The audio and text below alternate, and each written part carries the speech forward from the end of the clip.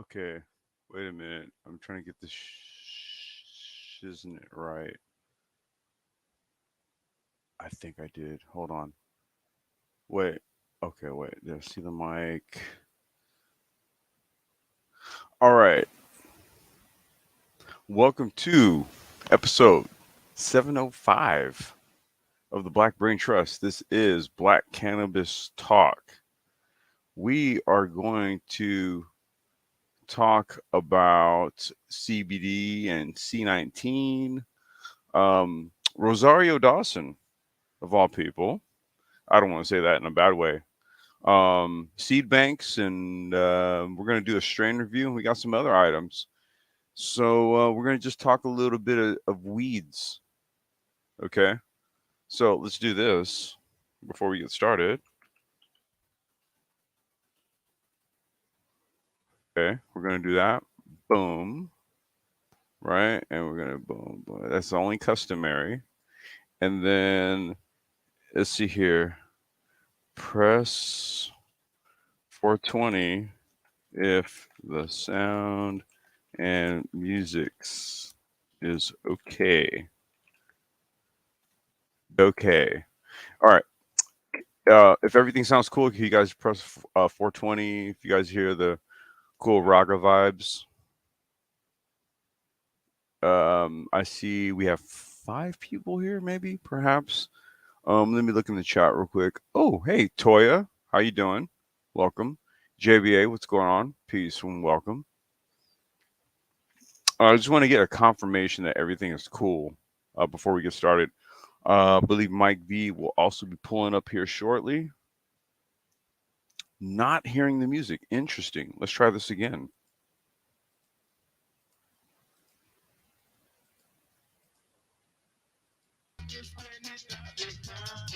How about now?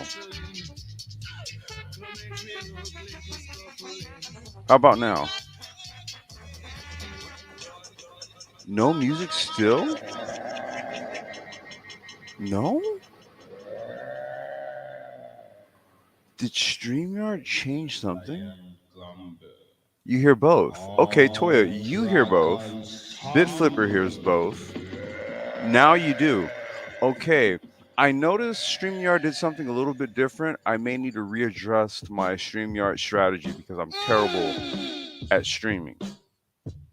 But you got to understand, when I do the cannabis live streams, man, I got to go with some heavy dub or I got to go with some Rocka Jungle. I got to do that when we talk weeds. Okay? Yes, with an S, plural, weeds. Um okay. All right. So that means that we are all good and set there.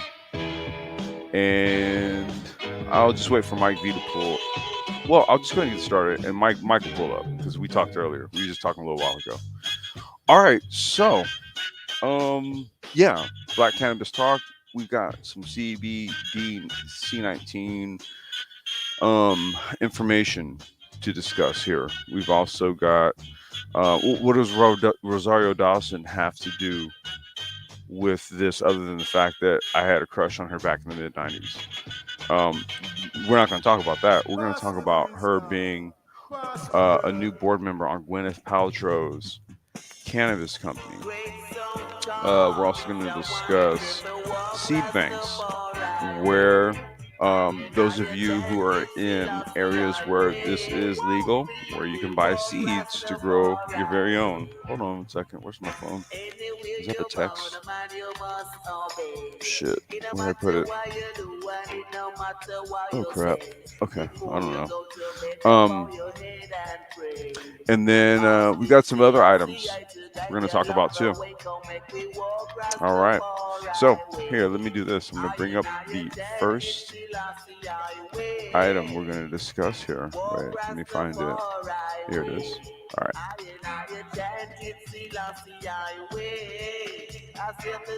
All right, this is from Forbes, and all of the links are in the description of this video. So if you need for any reason to go back through to reference these articles, the links are in the description.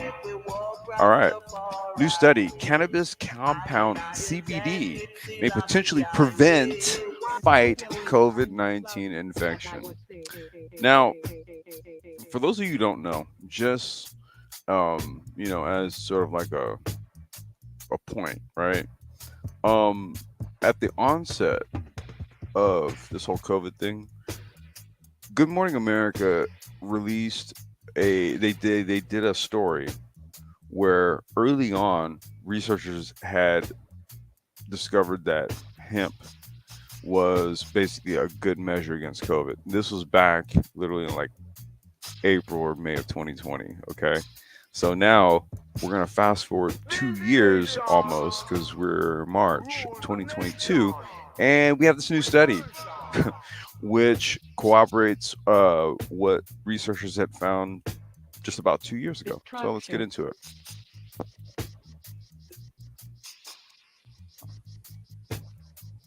Oh, wait. What is this? How do I get rid of this? Got it. Okay. Smoking marijuana will not protect you from novel coronavirus, no matter what anyone says and no matter how much certain people want it to be true. However, if taken in the right way and at the right amount, the cannabis compound CBD might lessen the severity of COVID-19 infection and even prevent the virus's spread. New research published this week found, like I said, this actually was talked about at the onset of COVID, but it was covered for the V word. You know what I'm talking about. Anyway, what's more, new anecdotal evidence suggests that people, not lab mice, once again, people, not lab mice, and not isolated human cells, but human beings, like actual people. Okay, so this is corroborated based on the biologies of human people and not research studies. I need you guys to really plant this shit in your head. Okay. What's more, new anecdotal evidence suggests that people, not lab mice and not isolated human cells, but human beings who were prescribed regular high potency doses of pharmaceutical grade CBD were less likely to contract COVID. Now, as an avid bud smoker, do you think I've had any worries this whole time? See, um, quick sidebar. Our bodies have what is called an endocannabinoid. I'm going to say this again. Endocannabinoid system. Right? CBD and all of the various compounds in hemp and cannabis work within your biology vis-a-vis your endocannabinoid system. Think of it as the firmware that seats your spirit to your physical body, much like how firmware on a computer seats the software to the hardware. Hopefully, you guys get that analogy. All right, let's move forward. Our research suggests that CBD and its metabolite E705 CBD, which is a compound produced after the body processes CBD, can block SARS-CoV-2 infection at an early and even later stages of infection, wrote the researchers led by academics at the University of Chicago.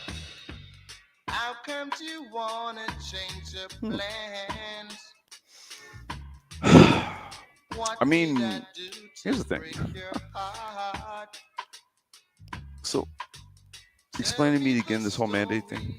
Anyway, Thursday's findings come on the heels of research published last week that found cannabidiolic acid, or CBDA, the precursor molecule to CBD, as well as other similar cannabis acids that become the familiar cannabinoids when heated, prevent the entry of coronavirus into isolated human cells.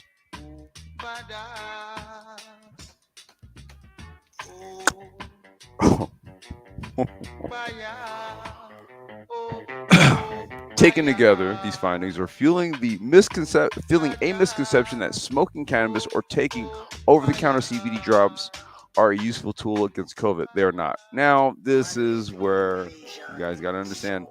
They tell you that the shit works, and then they then turn around and tell you that doing it doesn't work. Listen, I would stop reading right here because they just gave up the ghost. Because at that point, I can start blabbering on and on and on about various extraction methods, various ways to pull all of the compounds and essential oils and all that type of stuff out of the plant. And maybe that's going to be for another cannabis discussion. For those of you who may not know, I do also grow cannabis. I'm going to do a vlog here sometime this week. So it's time. It's we're going into mid-March. So it's time to start cracking seeds, not only for cannabis but also from my vegetable garden. So when I vlog everything. It's all together. I don't separate them. Right? I'll show you everything that's growing, all the veggies, and then the herb as well. Where's my phone? I just heard it. Oh, it's over there. Hold on one second, you guys. I don't know if maybe Mike's texting me or something. Let me see. Or somebody. No, this isn't. It's my other phone. What the fuck is my phone? Okay, I don't know. I'll find it later. All right. Anyway. Wait. Okay, I totally got sidetracked. All right. Let me get back to the article. What the findings may mean. What the findings may mean that cannabis. Okay, is that a typo? You got to put is. What the findings may mean is that cannabis-derived medicines. You didn't put is there. Okay. What the findings may mean is that cannabis-derived medicines or preparations might supplement. Might supplement vaccines in the struggle to end the early 2-year-long struggle of COVID-19 pandemic. Bullshit. You can't say that if you also just say that the literal CBDA, this right here, right, does this over here. Where is it? What did it say? Right? Might lessen the severity of infection and even prevent the spread of the virus. So this is why you guys, reading is fundamental. It's very important. And this is why we like to read articles and dissect them. Even though this is a major media platform, it's giving you information, but then it also in the same article kind of gives you counter information, right? However, we need to highlight this part right here, right? If it even prevent it, then that would mean that in and of itself would be a quasi vaccine, wouldn't it not? We'll go ahead and end the. Oh shit, that's what I thought. Go ahead and end the article right there. Mike V.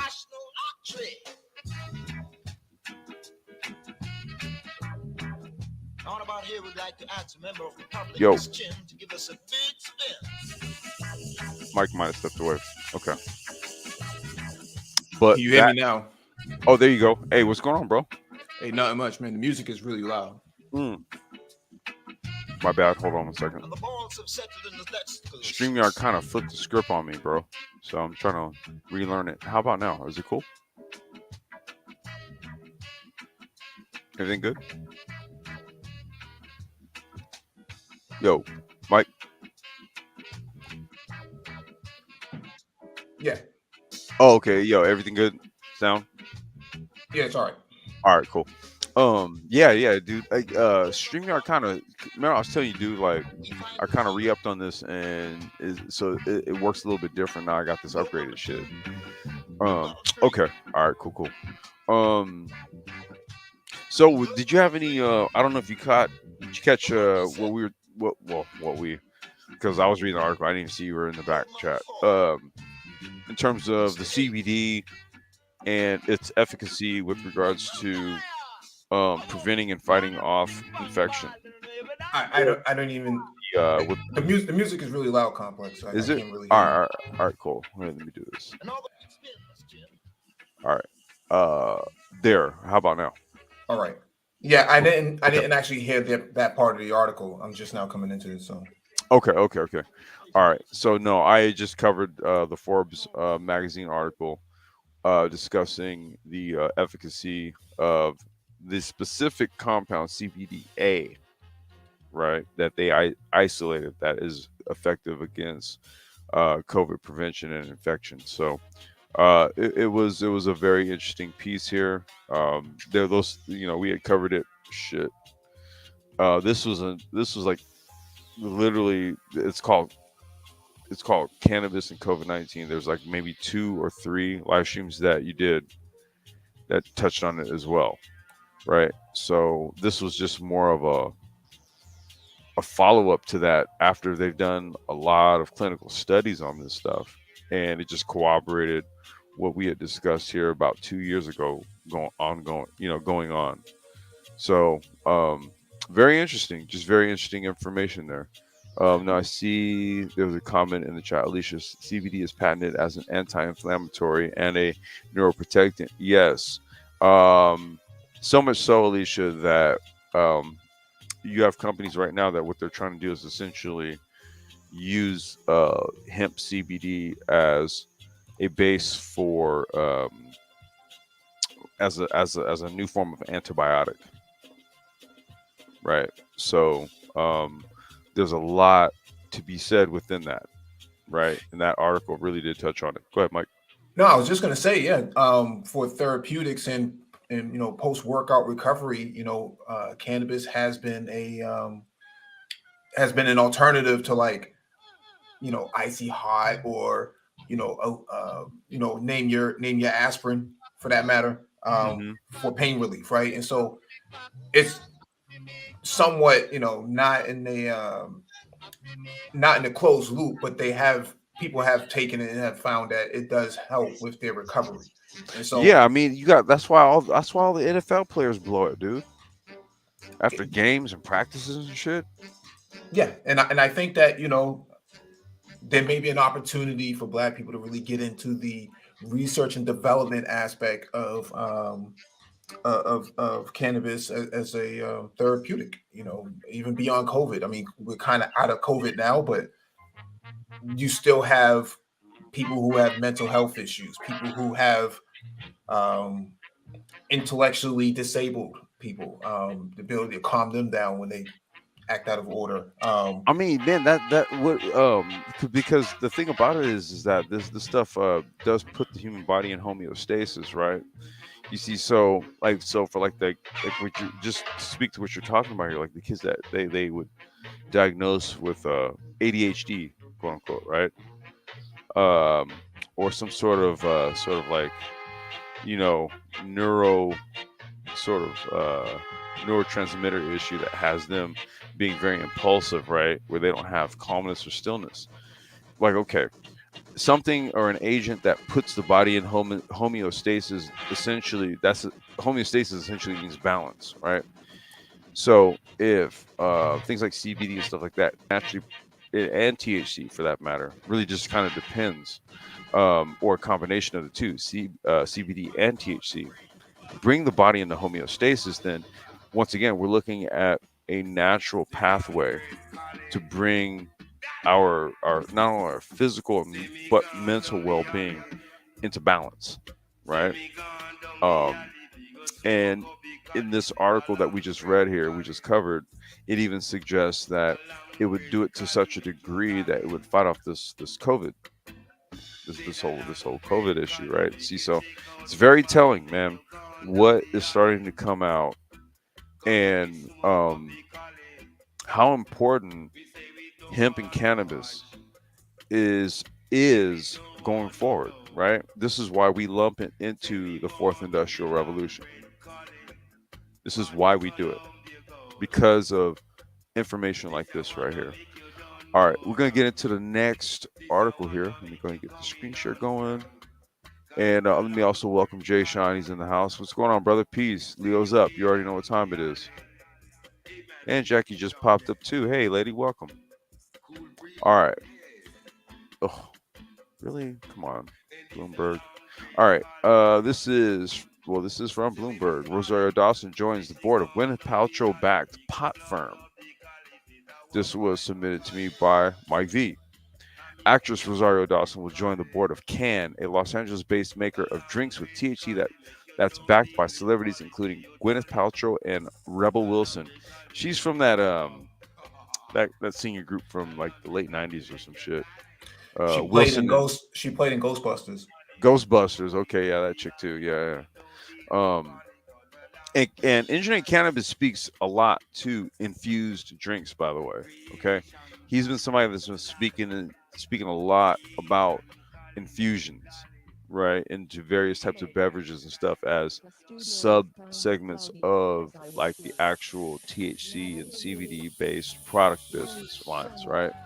So it's interesting that he's spoken about it, and this is what Gwyneth Paltrow's business is directly kind of targeted towards infusion drinks. In a phone interview, Dawson revealed her involvement with Can for the first time and said she was impressed by the company's investment in diversity. She said she plans to get involved in further diversity efforts. My joining this board is historic, given less than 3.5% of corporate board seats in general are held by women of color, Dawson said. The star, who is romantically involved with Senator Cory Booker. Whoa, dude, did you know that? What's that? Rosario Dawson is dealing with Cory Booker, bro. I didn't know that. Yeah, she's been winning for a couple of years. She's no longer with him though. Oh, so this is okay.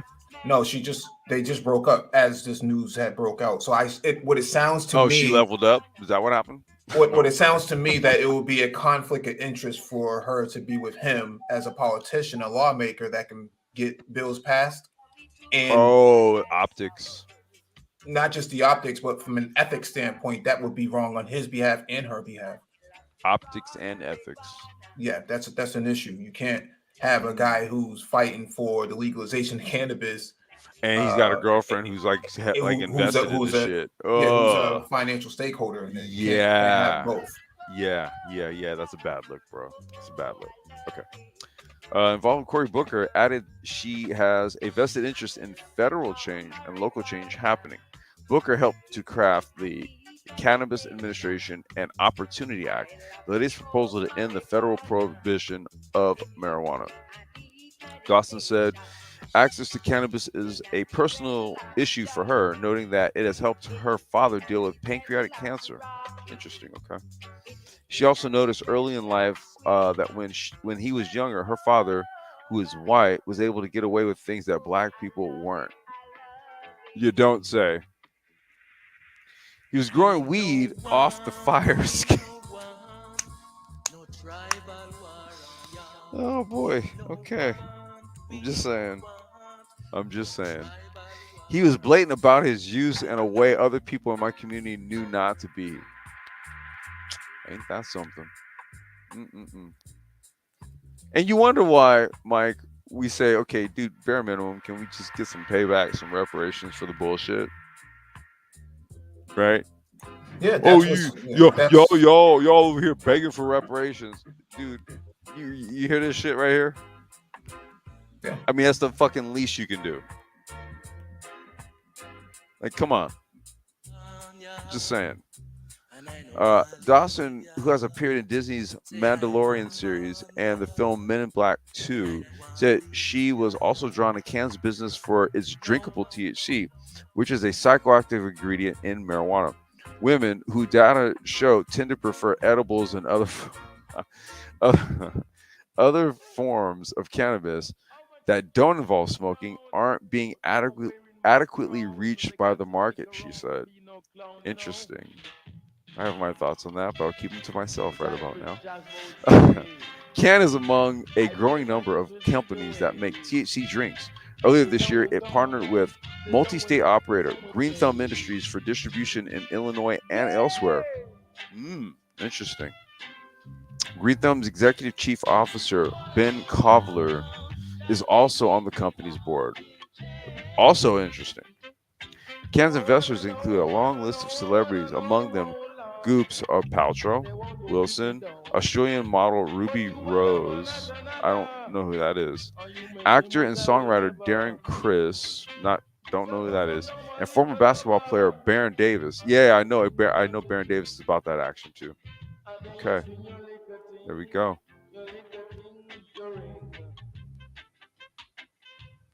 We got. You have to lower the volume. Oh, okay. Wait. Hold on. I didn't, man, that's what I'm saying, man. StreamYard is like way different now, dude. Okay.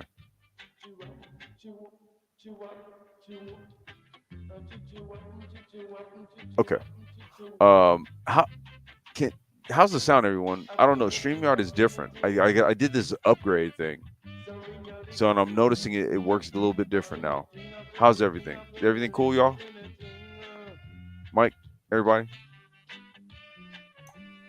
I'm on the panel, so it might be different than what they're hearing in the chat. That's what I'm saying. I'm just trying to sort it out, man. I got this upgraded shit.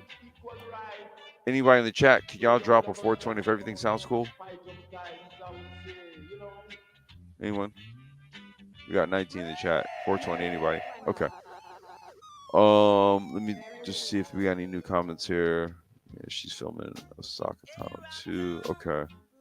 Shonda H, welcome. Beatboz, welcome. Beatboz, you said 420. All right, cool. All right, so everything's cool. All right.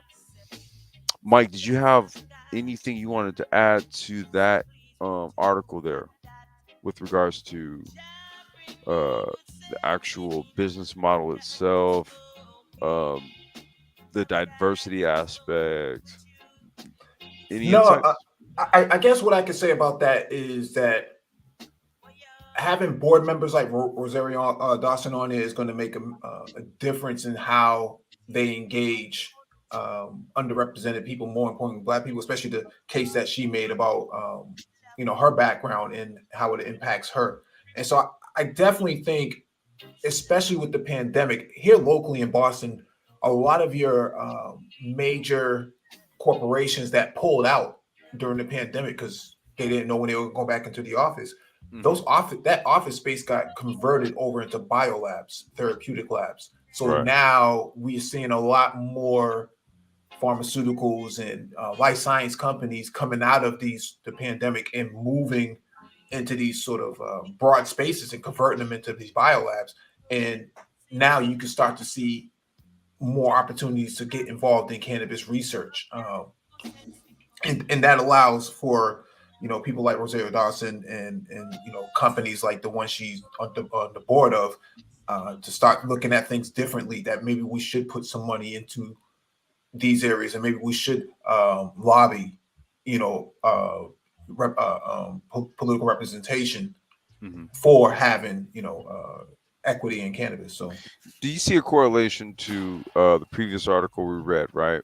So, for example, like there's shops that you can go to right now, like your head shops, right, where they have like CBD infused waters, right? Alkaline water with what they mhm, do is they basically will um, add like a certain amount of CBD crystalline extract or isolate. Okay, they'll add isolate. It'll just mhm. dissolve into the water. Now you have CBD infused into the water, and it's an alkaline water, right? And they'll sell those. And then what we're looking at here is also this information that's telling us here about how let's kind of extrapolate from what we were reading in the previous article.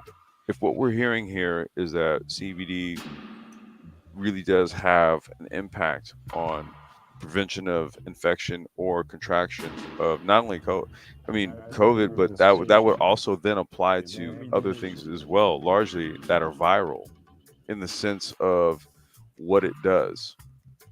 Right? It's a primary function. It fights off infection, whether it's COVID or anything else. So now we're just looking at as um, regular CBD use and ingestion as sort of like a supplement to our immune systems and things of that sort, right?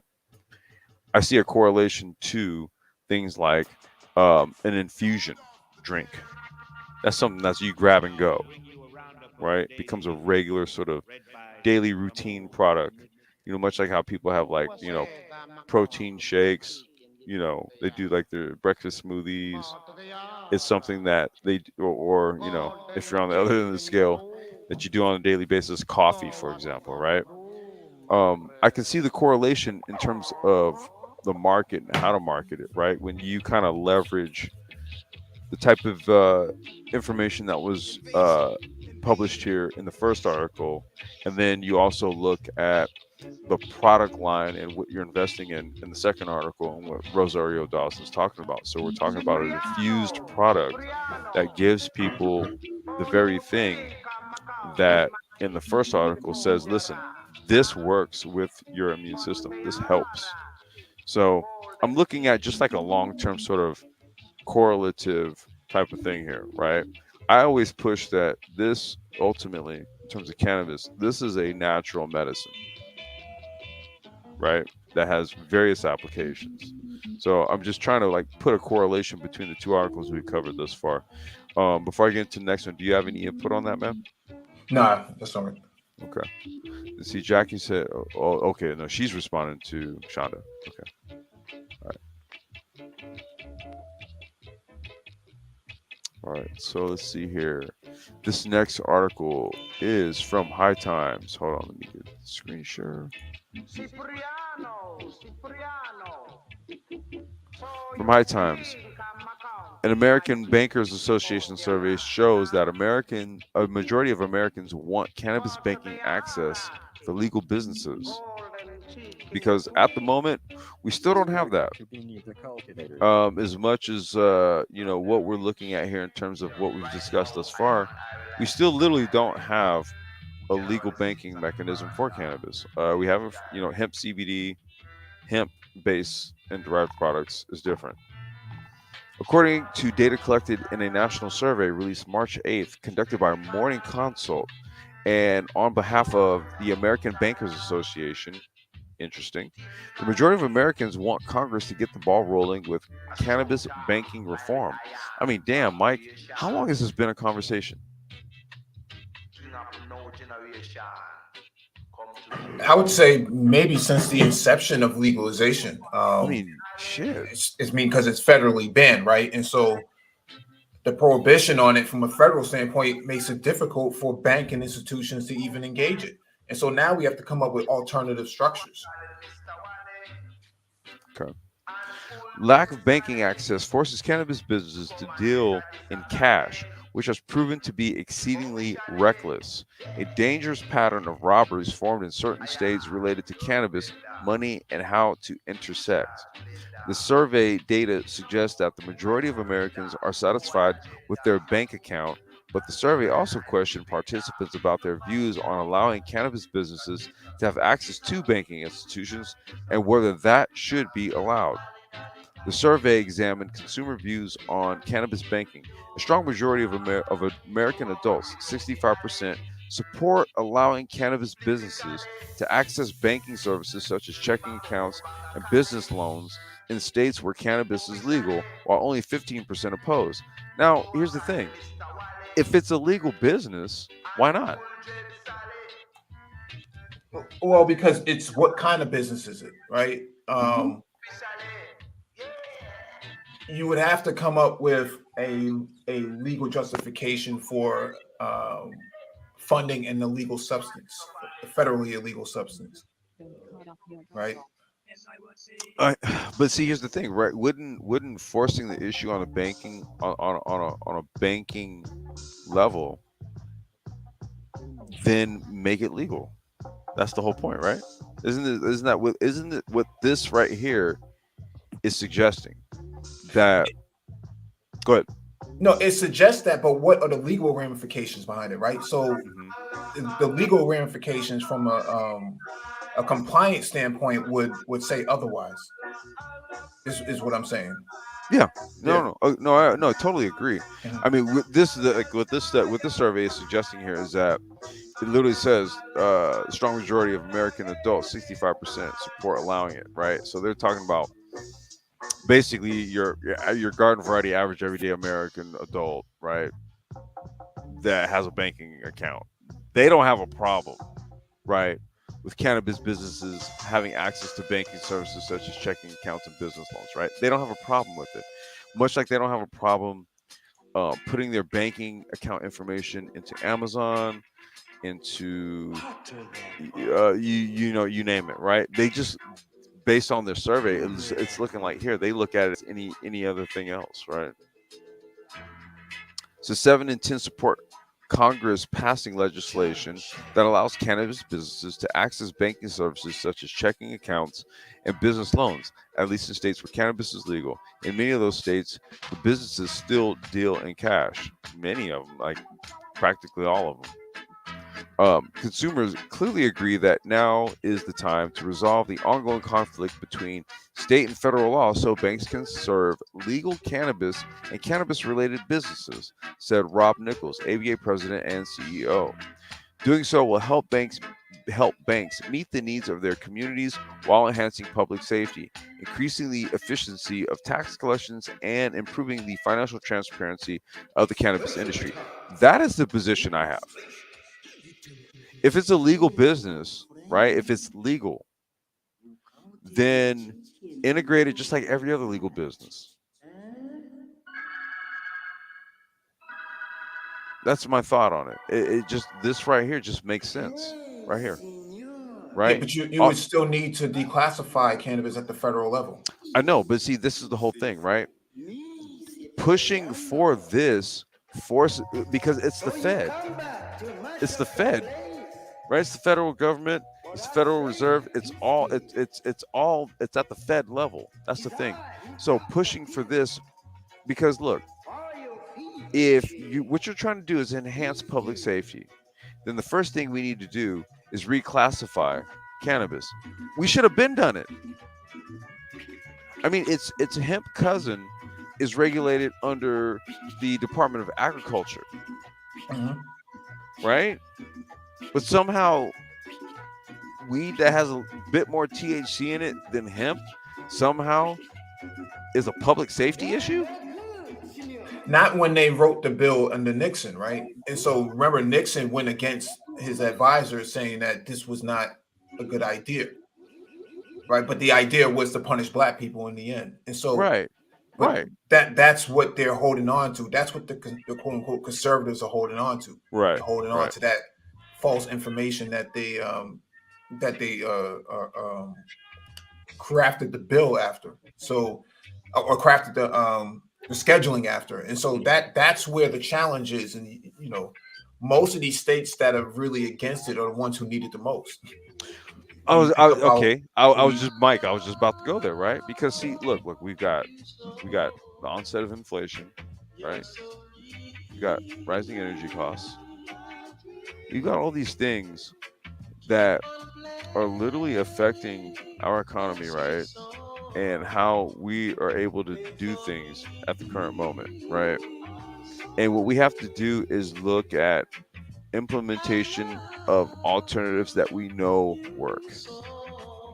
We have to do this. Okay. Like enabling banks uh to allow businesses to transact will offset a lot of things happening. It really will. In terms of like when they talk about public safety, and needs of their communities, we're talking about local economies, stuff like that. This takes this takes a public safety issue, well, one of many off the table, right? Let's take for example in Los Angeles, we're already dealing with like stupid homelessness right now, right? And then add on to that a cash-based weed business, right?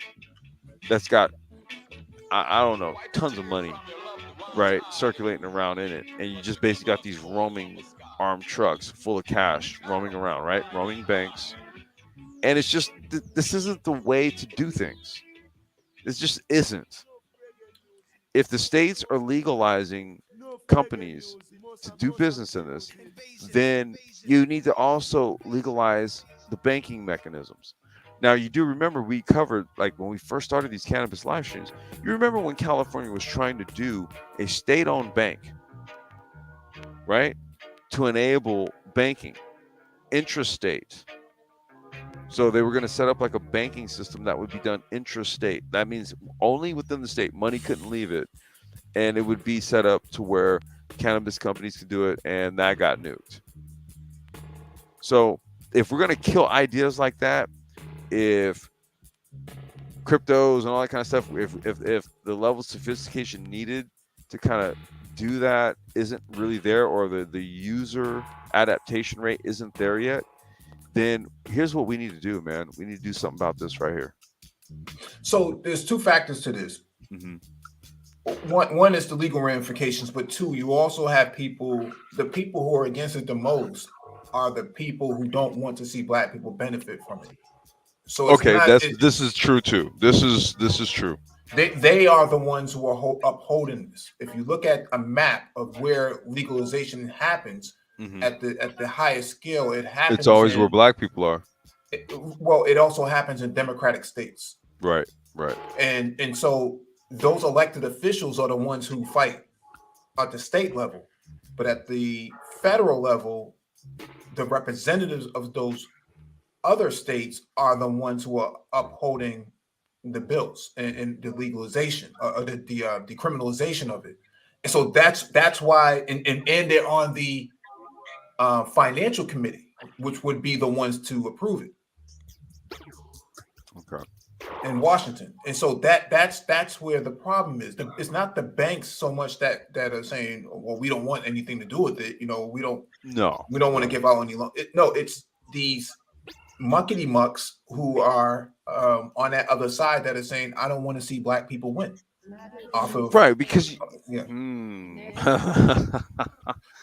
okay, I'm gonna Because stay up out of it. they want to win on their side. Yeah, I was gonna say I'm gonna stay up out of there. I'm gonna stay up out of that one, dude. Because yeah, you just touched on something, bro. I'm gonna stay up out of that one. Yeah, Okay. because the same thing was true with crypto. They were against crypto up until Bitcoin scored past $35,000, $40,000. Hmm. And then they started holding assets. Right. But then the government, the IRS said, hey, if you guys are holding assets, we need to know about this. Yep.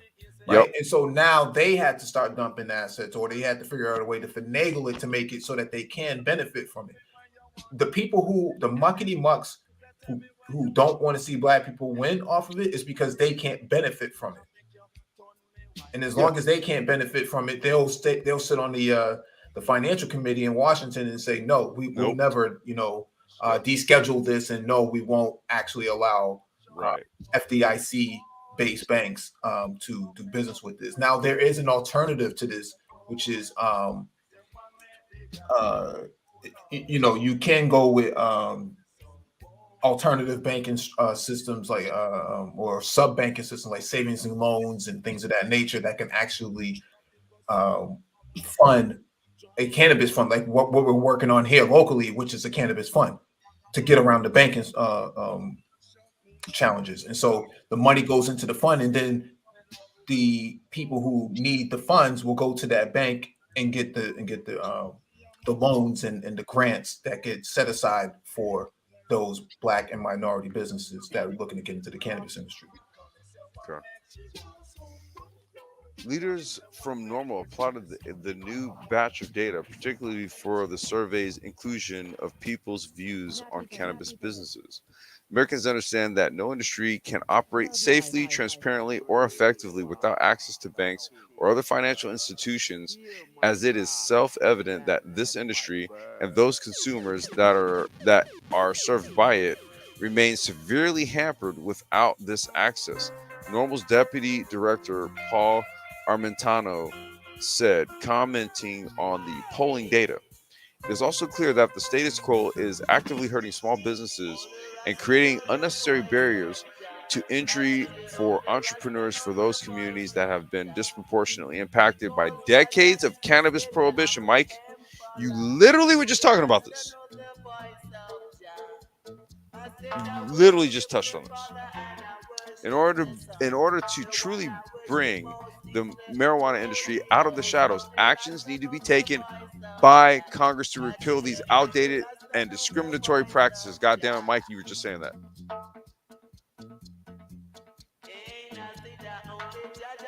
It's literally what you were just saying. According to recent data from the U.S. Treasury Department, only about 11% of all U.S. banks and about 4% of all U.S. credit unions are providing banking services to cannabis related businesses. Only 11%. of banks and 4% of credit unions. Okay. That's a very low number given the amount of states that have legalization. Not only, well, let's keep hemp and CBD out of that because that's legal, where you can bank with that stuff. Um, but with the majority of states in this country with some form of legalization, only to have 11% of the banks and 4% of the credit unions actually doing any sort of transacting, like just like I said, Like they could go ahead. potentially be, they could be potentially, giving money to a, I shouldn't say giving money, but giving loans to a landlord who may sublease that property to a cannabis business. Mhm. Okay, yeah, this is true. Yeah, that could be one, and then the other aspect could just be um, agricultural, right? So, are they growing? Or are they trying to, um, buy lighting, some form of supply chain Hmm. loan? What are they really purchasing with it, or what are they acquiring with those funds? Right, Right. So we don't really know until they actually put all that data out. But the point of the matter here is the reason why it's so low is because it's just not viable for a bank to get involved in that and be shut down over a cannabis business. right. So, in early February, the House of Representatives passed the Safe Banking Act as part of a separate bill, making Mike. Did you? I want to say on the Progressive Brothers podcast, you mentioned something about this. Say that one more time. The The Safe music is kind Banking of Act. loud, complex. I can't really hear you. Damn, dude, what the hell? Oh wait, hold on 1 second. What the hell, man? All right. All right, that's good. The wait, let me find that. Pull it back. Was it this one? No, here we go. Uh didn't you do a post on the Progressive Brothers podcast about the Safe Banking Act? Yes. Yeah, that's what I'm saying. Like, yeah, okay. So, if y'all check out, and Mike, if you could drop that, Yeah. or if there's a mod that can drop it, whoever can I, drop it, I the I'll Progressive grab it. Brothers, you got it? Okay. Yeah. Subscribe to that channel. Mike actually covered this, right? So back in early February, the House of Representatives passed the Safe Banking Act as part of a separate bill, marking the sixth time the lower chamber of Congress has passed the legislation to grant cannabis businesses access to banking and other financial services. I'm going to repeat this. The sixth time, okay? The sixth time they, this country's been trying to get it done, y'all. The sixth time. Members of the House adopted provisions of the banking bill as an amendment to legislation drafted to support U.S. manufacturing and improve competitiveness with China, known as American the America Creating Opportunities for Manufacturing Preeminence in Technology and Economic Strength Act of 2022. And that is going to, we're going to do this. We're going to copy that link and I'm going to put it in the chat because y'all, you need to know what the hell is actually going on right about now. Okay.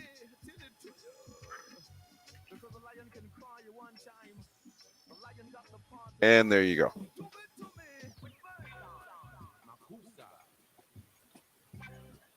Normal cited survey data compiled earlier this year by Witten Economics. That survey reported that over 70% of cannabis businesses say that the lack of access to banking services or investment capital is their top challenge, while 42% of the respondents cited state regulations as the most significant burden facing industry. Only 39% cited the influence of the black market.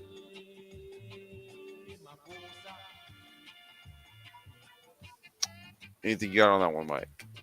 Their biggest fear is that, not being able to trace um, any sort of money transactions, right? And so the AML, anti money laundering policies start to kick in, and that they say, well, Bitcoin, it could be, it's used with warlords and foreign countries, and it's used to buy illicit things. But in reality, the American dollar buys illegal weapons and firearms on the streets as well, and I don't see anybody trying to take that out of circulation.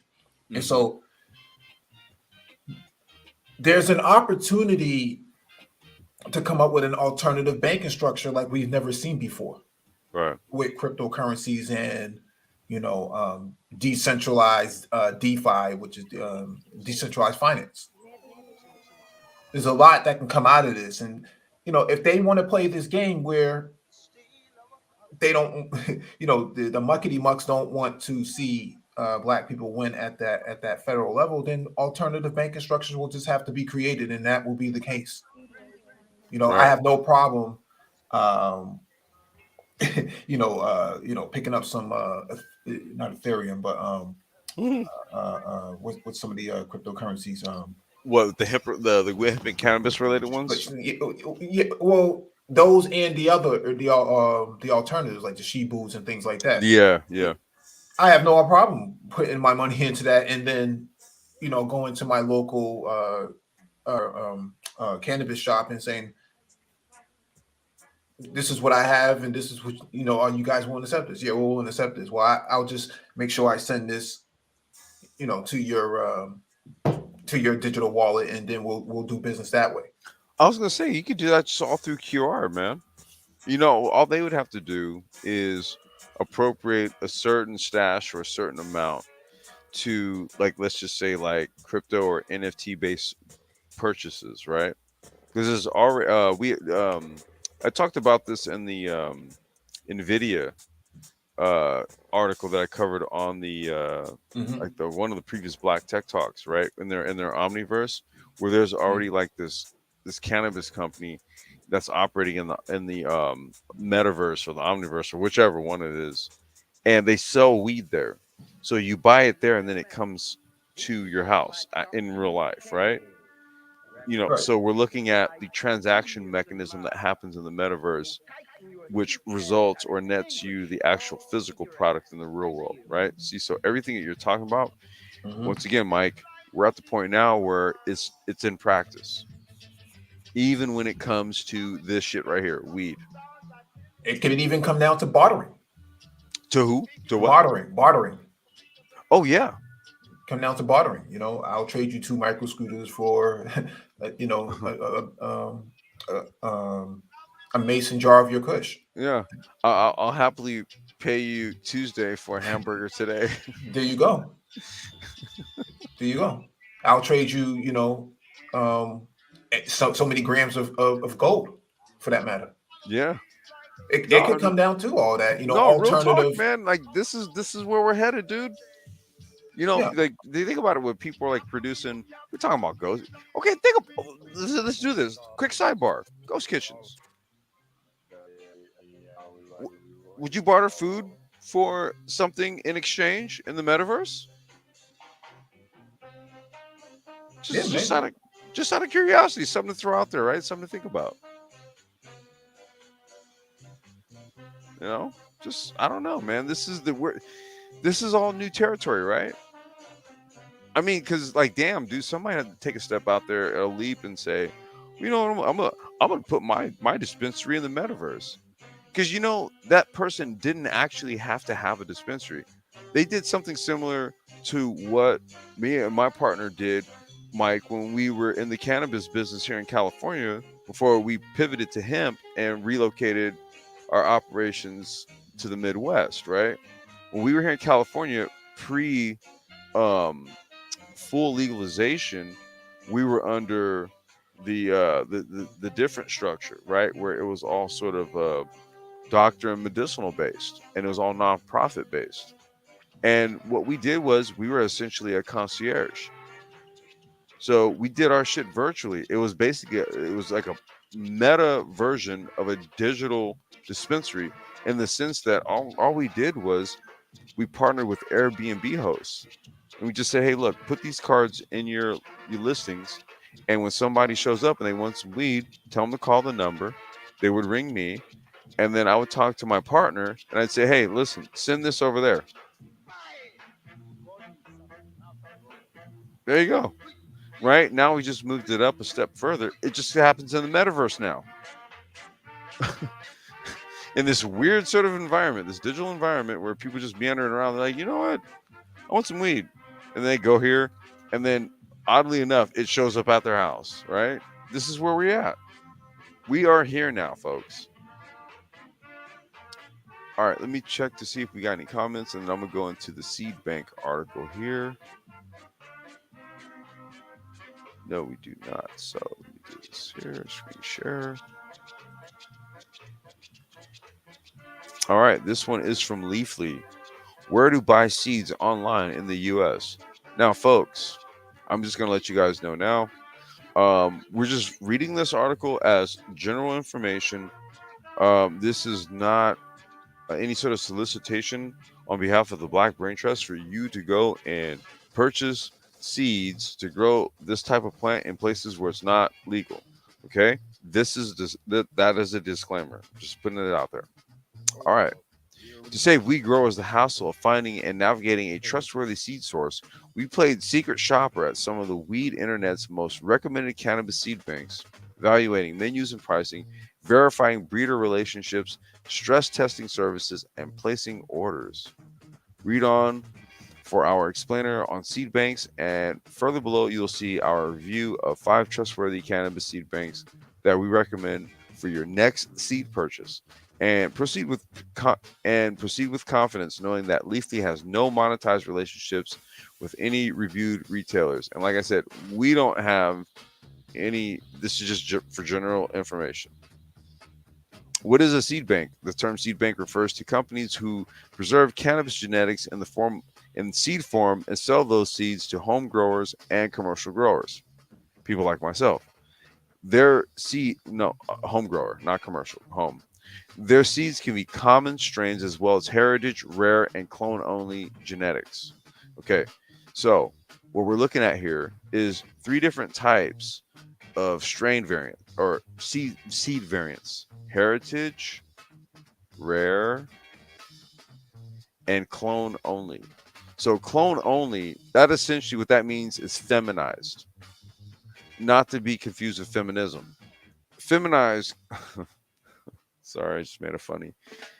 Feminized or clone only genetics means that what happens here is that every with okay, let's say you take a female plant and you grow it all out. Oftentimes what will happen here is that you'll find a seed that comes within it, right? Because what the female cannabis plant will do is it can produce a seed that is self-replicating. Okay, if there's no pollen, and the female cannabis plant does this to ensure genetic survival. Now, what happens here is that if this happens repeatedly, in the DNA of this clone only genetic, okay, it becomes quote unquote feminized, which means that if you crack that seed, more than likely it's going to be a female, and the female is going to give you what? Bud, right? So what happens here is that this is the method used to produce uh, plants in the sort of dispensary environment, right? The commercial grade environment. With heritage or rare classifications of seeds, and I have both of these right here, right? And I have some that I'm actually going to be vlogging. I'm going to try to crack them and grow them. The issue with these here is that they're not reliable in the sense that you know that you're going to get a female or a male. You might get a male. Now, for commercial use, and this is a bit of a sidebar, but I'm just trying to break down some stuff about this stuff. So males are good for pollinating, right? Seed propagation. So sometimes when you want to do mixed varieties, especially if you have like a heritage variety or a rare variety, if you crack a male, if you get a male and you get pollen from it, then what you'll want to do is maybe cross it with a very popular or a very good strain of current genetics.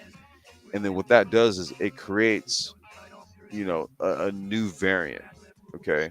So this is why I wanted to kind of cover the seed bank thing, right? Because I have a whole collection of seeds and stuff. And, I keep them separated based on, whether it's like kind of like a clone variety. So I have like a bunch of like, uh, Kush type seeds, whether it's uh, OG Kush or things like PK Fire or something like that. And then I have some stuff that came from Mexico that's probably like over 20 years old, or actually at this point, like 25 years old, right? Heritage, rare type stuff.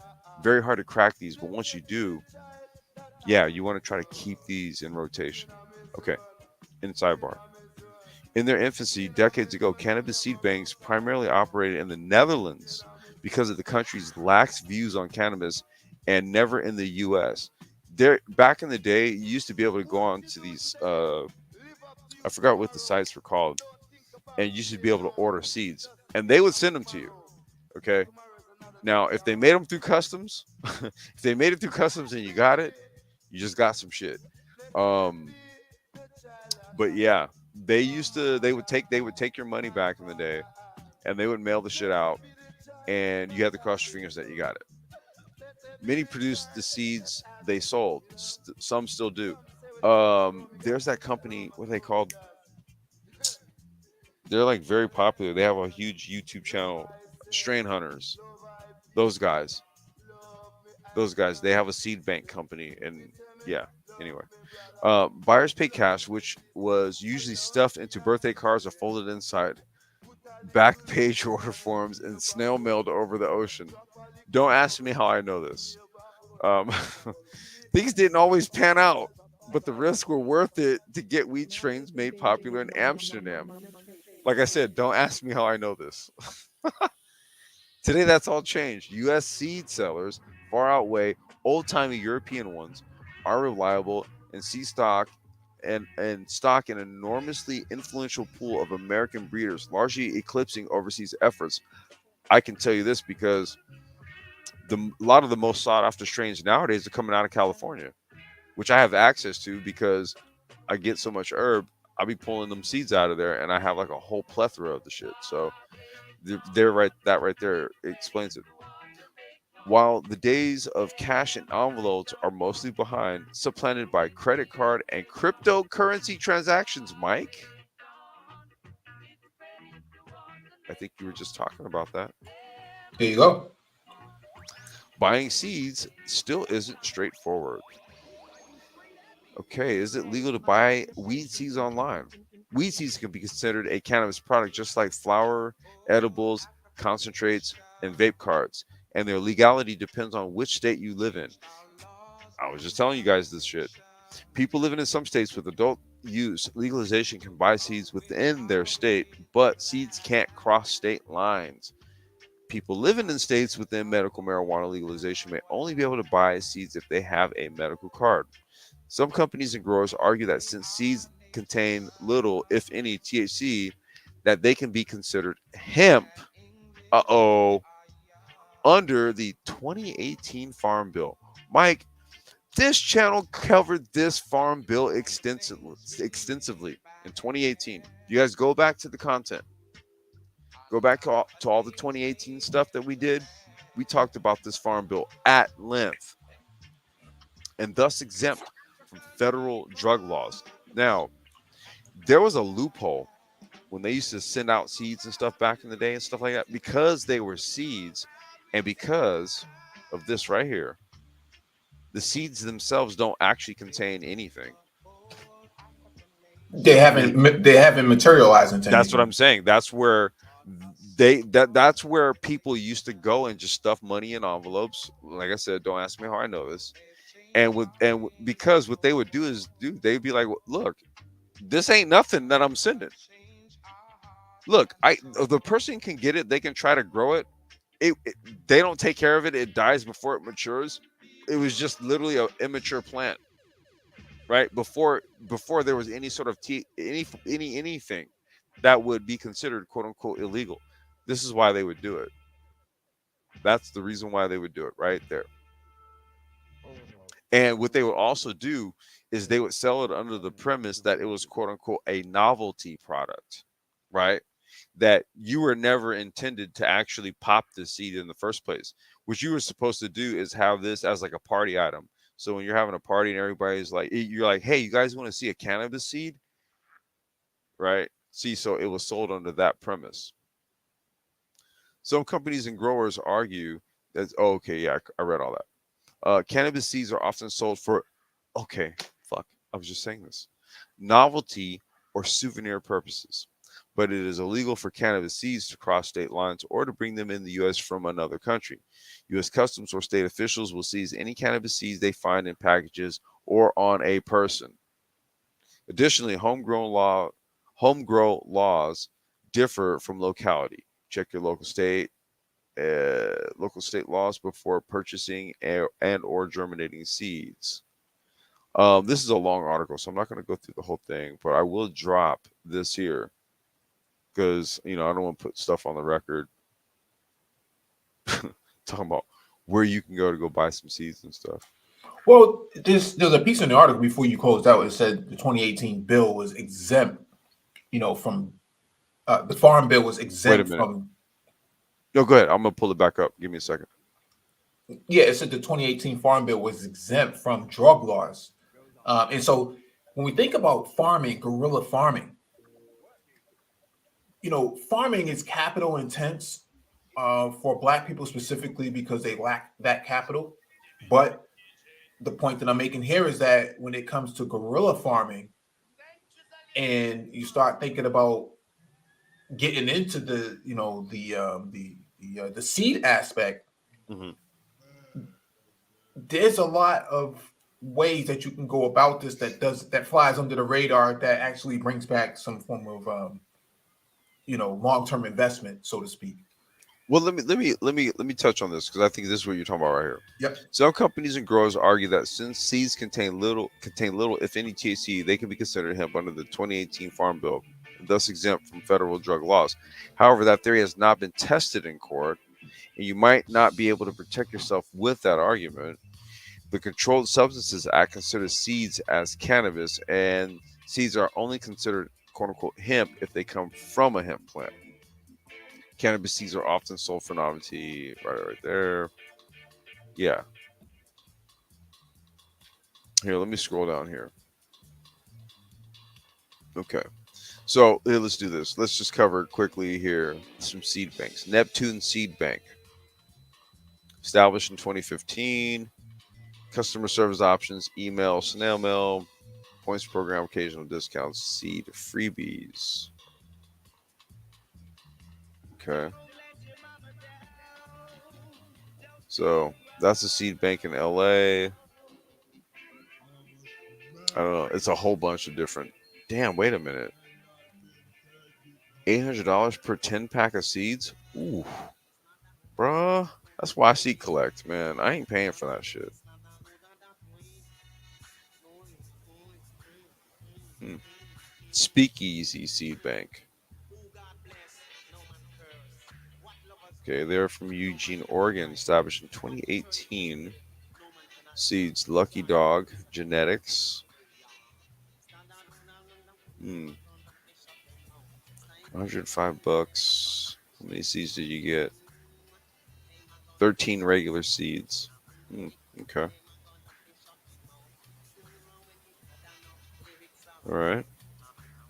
Then we got Oregon Elite Seeds. So Oregon is good for getting their seed production popping. And like I said, for those of you guys who are listening, this is not us endorsing people. We're just reading this stuff. Oregon Elite Seeds. Okay. And who do we have out? Luscious Genetics. Ooh, sexy. Okay. They're out of Missouri. Hmm. What are you guys messing with? Dude, there's a strain called Redneck Wedding. Holy shit. Okay. It's called Surfer Seeds. Surround sound, jet fuel gelato, redneck wedding. You get 15 seeds. It costs $90. I swear to God, I don't know. I don't know. I don't even know about all this stuff nowadays. You know. Okay. All these strains. That's what I'm talking about. Because the review that I'm about to do here in a few minutes, this is actually some OG stuff, right? Jack Harrow. This is some old school stuff. I found a really good batch of it.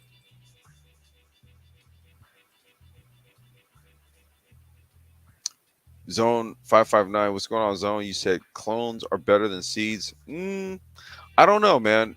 I would say I like the variants that you get out of seeds, right? From seed to seed, even if it comes out of the same plant, you'll get some variants, right? So I don't know. That's just me as a dude who likes to just kind of garden and do things like outdoor throughout the year. But I guess for production, right? For production, yeah, let me open this up over here. Mike wanted to also share this before I get into the strain review. Here, let me do this.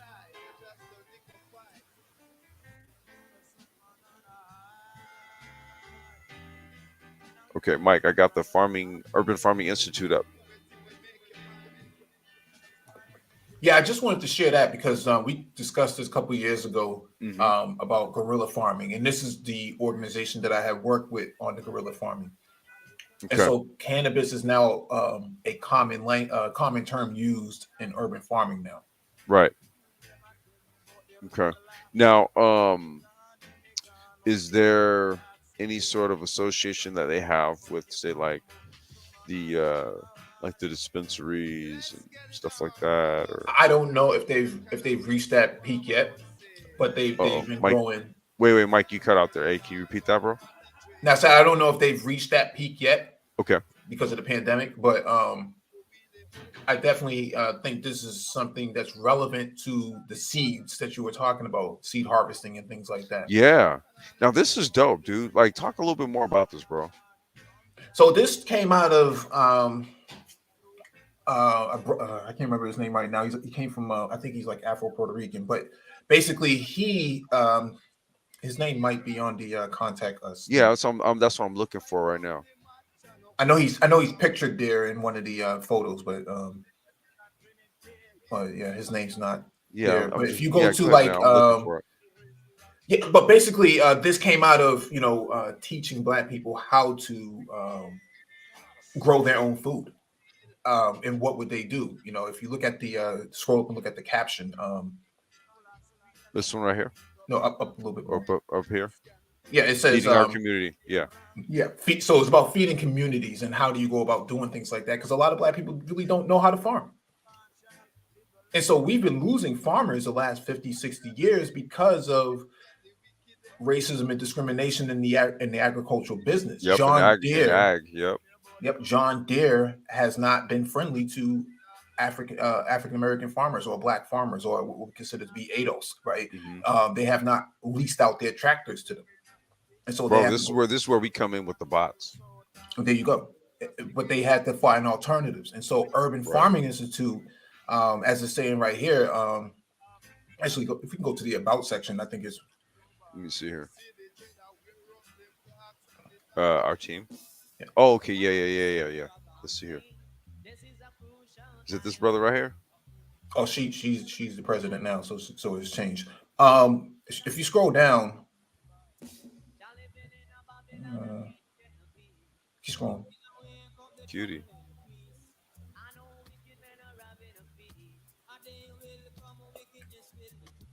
Yeah, they changed the site since They changed it up.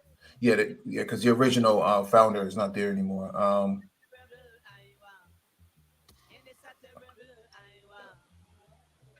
But anyways, the point of the matter here is that it was about turning Black communities into equitable farming, Yeah. and that allowed a lot of Black people to get involved in the urban farming aspect, and that's how Urban Farming Institute came about.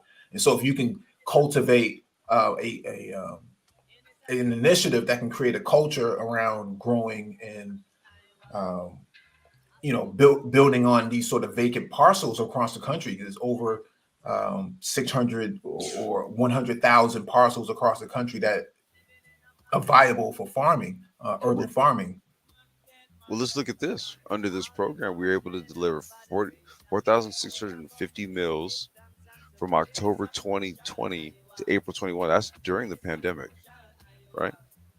We grew more than 15,000 pounds of food. Come on, bro. Much of it distributed at free or subsidized rates in the community. 15,000 pounds, fam. Food. What food desert, bro?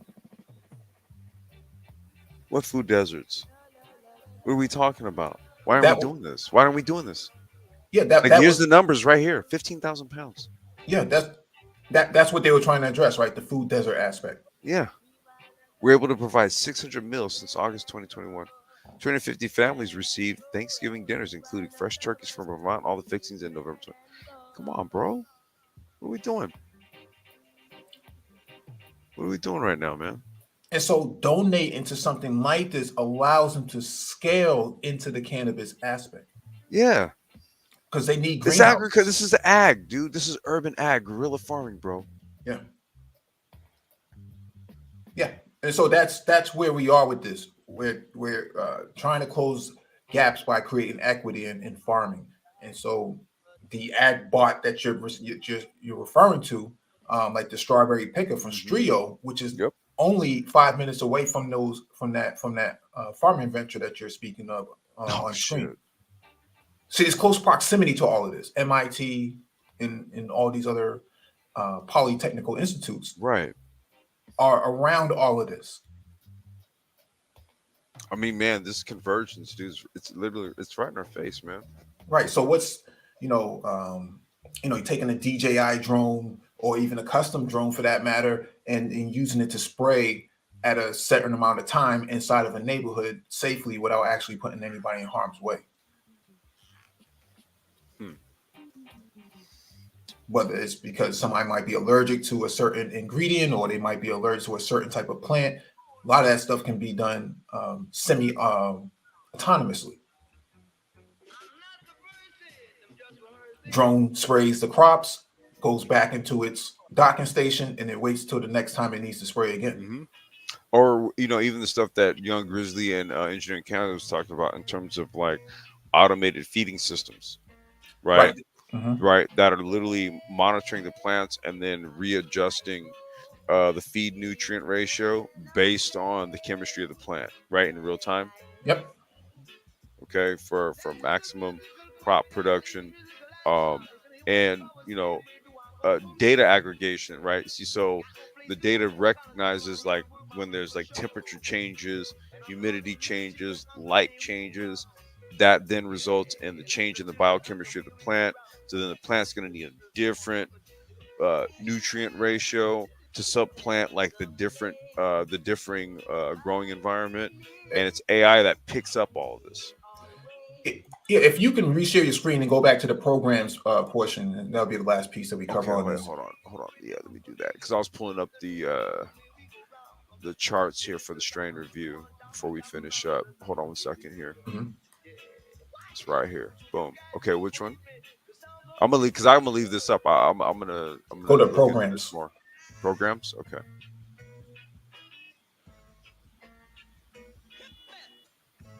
Is it the like this these Let parts me right here? see. Like It right where it should be says like growing food out of your growing food right out of your own backyard. Not no, only helps it. No, it's not this no, part. no. Go back up. Mhm. Click on programs. Yeah, this is it. No, This. and just click no. Just click on programs. Oh shit. Okay, dude, they gotta redo the menu right here.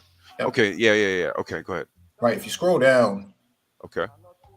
and it This says, one right here. yep, yep, urban farming training program. That's what I was a part of when we did the guerrilla Got farming. it. Got it. Okay. So let's take a look at this. Urban Farmer Training Program trains residents from Boston neighborhoods, primarily Roxbury, Dorchester, Mattapan. The nuts and bolts, small scale urban farming in this. What? Urban scale farming in the city. Intro to food systems and business planning basics, bro. Yeah. What? So you can't see it in these photos because they don't have it posted, but there's greenhouses like all over the place. Wait, those are the photos you posted in the gorilla. You showed pictures of that in I the gorilla farming live stream. I Remember? might have, but There was like literally there was a picture you showed of like a street corner, and y'all were literally turning it into like a damn an urban farm. yeah, that was a new one. That was a new site that had just turned up. So we had just got plumbing from the street, fresh water into it. Before we were just collecting rainwater, and Right. so one of the finished sites though has 3-story greenhouses on it. Oh shit. Okay, y'all got like legit. Damn. Yeah, Okay. so you see these sort of designated areas for all of this. So that's why this program is important. That's why I wanted to pull this up. That they're actively doing this 9-week class. Okay. Wait. Doing, Let me do this for those of y'all in the area. Right. We're gonna do this. mhm.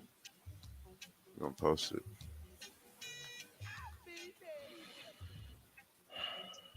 Not only that, but maybe even people that might be even be inspired to like do something Yeah, if you could like just read this or that similar. that portion right there during the 9-week course. Okay, right here. See, so urban farming training program, week 9 classroom course, and then this is the summer hands on, right? So Mhm. we'll take a look at both here.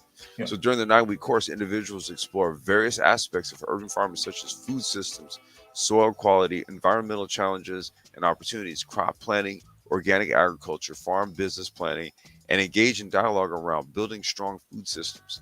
The classroom is aimed to assist future educators, change makers, entrepreneurs, and farmers in developing the necessary competency to effectively manage a successful urban farm and positively impact a healthier, more sustainable food system and environment. This course is required to be considered for the summer hands-on program, which I'm going to cover here in just a sec.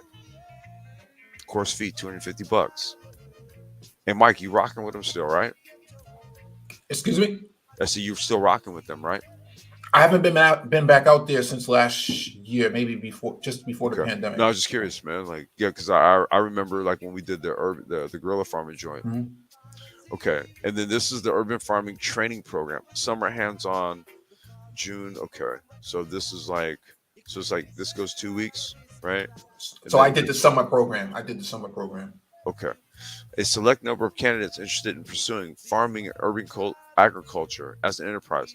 See, man, you know what, Mike? We're gonna have to do this. We're gonna have to make this a focal point, right? A new sort of subject matter that we sort of curate. Mhm. Urban agriculture. We need we need to get Young Grizzly involved, Yep.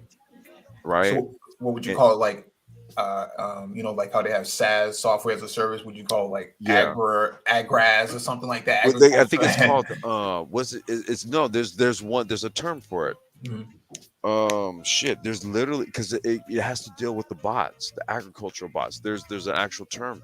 No, you're not off, dude. There's a term for it. I saw it on Mhm. Instagram and shit. Yeah. Um, When you find it, yeah, that's what I'm saying. It's a term, dude. So we'll get into this, right? But this is the thing right here. Urban agriculture as an enterprise will be selected to participate in the field training throughout the growing season as an apprentice. In order to be considered, selected candidates must have completed the 8-week classroom course. That's this over here. Classroom session and three volunteer farm site days during the course of the class. So that means during this 8-week classroom session, you would have had to have volunteered 3 days at a farm site. It's an yeah. opportunity to get your hands in the ground and for you oh, sorry, it's an opportunity to get your hands in the ground and for you and the farm trainer to see if building an urban farm enterprise is right for you. Urban farm enterprise, that's the term right there. That's it, Mike. Urban farm enterprise. We gotta make that like a theme, right? Urban farming and shit. That yeah, get Young Grizzly, engineering cannabis, get some other brothers involved with this. Your mic is dropping out. I don't know if. Okay, wait. Oh, okay. How about now? Okay. How's it? Okay. Okay. No, you're good. No, I was saying we gotta yeah, that's the thing, man. We need to dig in on this one, right? Like me, you, engineering cannabis, Young Grizzly, a couple other cats, right? Urban farm enterprise. My as a tech person, right, as Hmm. one of the tech people that's known in that part of the community, my position has been how do we leverage the land for the agricultural use, but also the tech, right? How do we leverage um, solar powered greenhouses, Dude, that's Young Grizzly all day, every day. right? Right. And so, how do we convert shipping containers into these sort of, all weather, all season um, grow containers, right? There's a lot of ways you can go about this, but this is just giving you the surface. The discussions that we have offline are a lot more radical than, Yeah. No, it's way more involved, dude. But yeah, like this right here is like just illustrating that the ideas that we put out here ain't crazy. yeah. It ain't crazy, right? Like Mhm. here's like literally, dude. That's why I'm like, dude, this is actually a thing that we need to actually explore as a concept. Urban farm enterprise as a business, as an industry, right? Mhm. As a thing that we need to pursue. Urban Mhm. farm enterprise. We're gonna focus on that. Mhm. This is a 20-week hands-on training beginning in June. That's what you did, Mike, right? This training requires completing a 9-week course, monthly stipend provided. That would be this over here. So you do Yep. this here, get it in over here, then you become a person who launches an urban farm enterprise. This is dope, dude. This is dope. Yep. And I posted the link for this here. All Mhm. right. So let's do this here, Mike. We're gonna get into the Yep. strain review, bro. Or did you have anything you wanted to add on to this before I step away for a second? No, we'll review, that urban Jack, farm enterprise. yeah, yeah. We'll review that at some point, later in the future. So, Edzilla said hashtag UFE, Urban Farm Enterprise. Okay. Edzilla, let's make that a thing. Let's do that. Let's make that a thing. Urban Farm Enterprise, UFE, hashtag. We got it. Everybody else creating hashtags, we'll do that. And yeah, let's make that a thing, dude. Let's make that a thing. Shauna says that's a great program. There's plenty of federal money and grants for agriculture. Absolutely. well, you Many can only time. get Oh, federal. go You ahead. can Go only ahead, get Mike. yeah, you can only get federal funding if you have 10 acres. You need 10 acres. You need 10 acres minimum.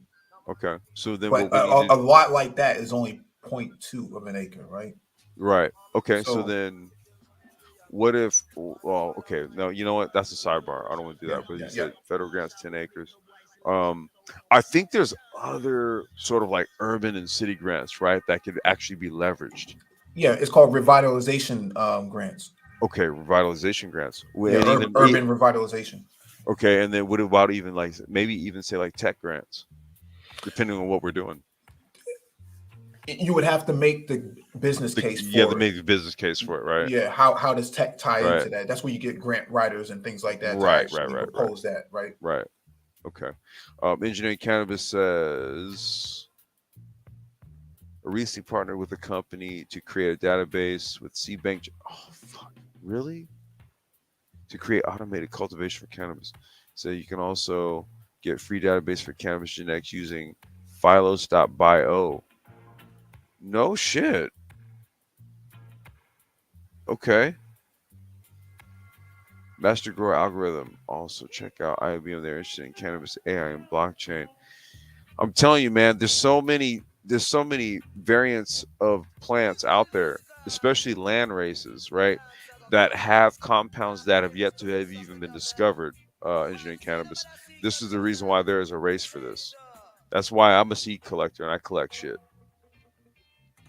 Convert shipping containers of material to urban realization and cultivation grants. Okay. All right. And Mike, I'm gonna step away for a second. Do you have something that you want to cover, or you want to share, or anything like that? I'm gonna step away for a quick minute, just check on my shorty because we've been going at it for about an hour and a half, and I just want to check on her, see if she's good, and then we'll do the strain review. Yeah, I can if All right, give hold me it. just Yeah, give me hold it. share just give me sharing rights and Hold I'll on, share with it. hold on one Yeah, second. You should have him, bro. Like, yeah. how do I? Let me see here. Can't you just go ahead and share? Can't you just do it? Yeah, let me see. All right, yeah, because I think you did it last night. You did it yesterday. Yeah. Wait, Shonda, you said my apologies. I was speaking from the aspect of those who want to study or major in agricultural science, agricultural finance, and agricultural engineering. There's money. Oh, hell yeah. Oh no, totally, Shonda. No. Oh, she's right, because that's Yeah. what that's what You're good. that's what UFI has been trying to do, is try to get them integrated into the community college, Mm-hmm. so that you could Yeah. do things like that. Yeah. But No, no, Shonda. Yeah. you're in the right, You're ballpark. you're right. Yeah. Mm-hmm. All right, so let me share my screen Let me real see. quick. See if you can share, bro? Let me see. 'Cause I hear my daughter over there, so let me just go and check on her. Professor Black Ops, what's going on, brother? Peace.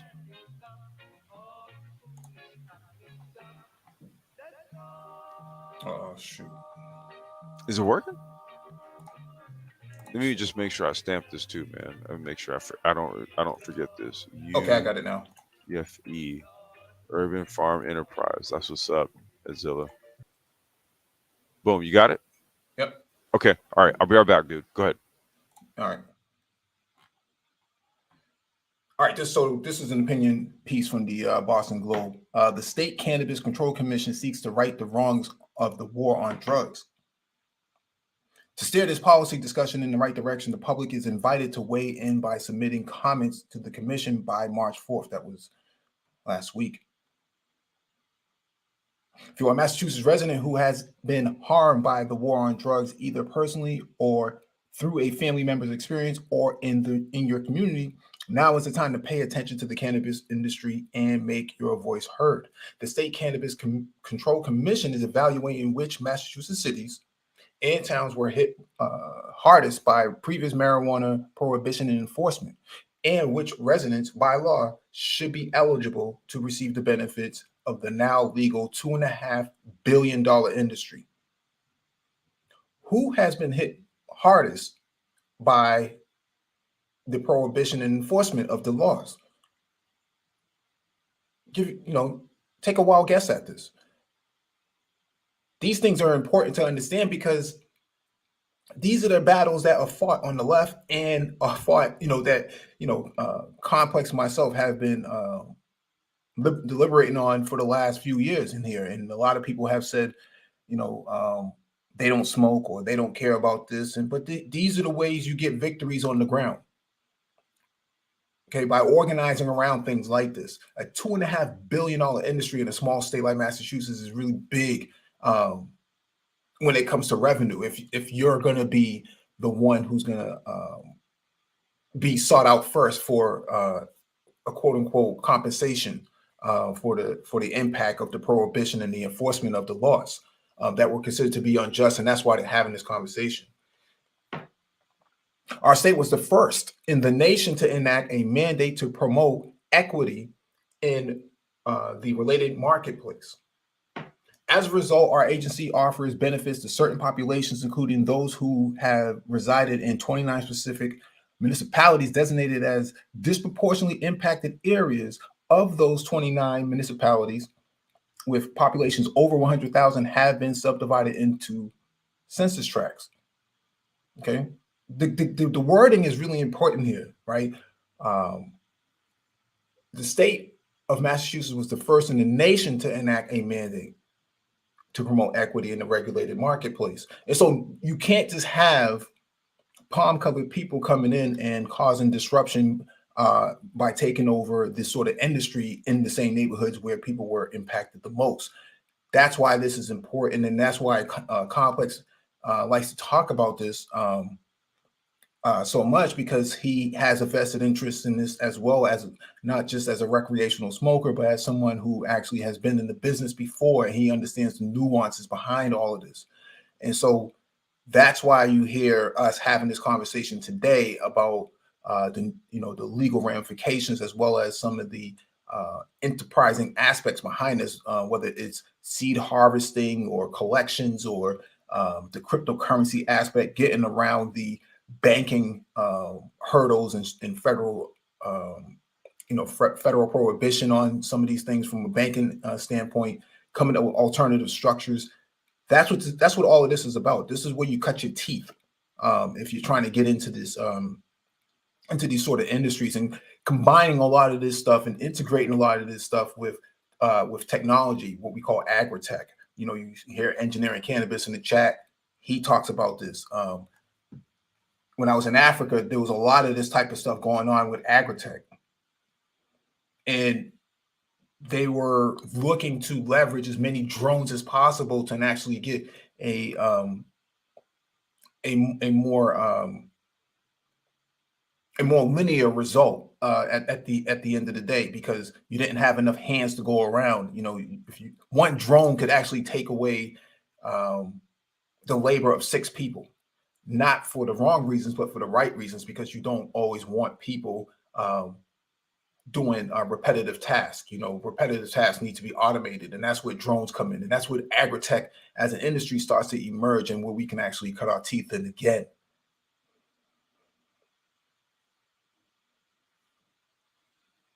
So what I'll do is I'll drop this in the chat, and we can kind of deliberate on it a little bit more if necessary.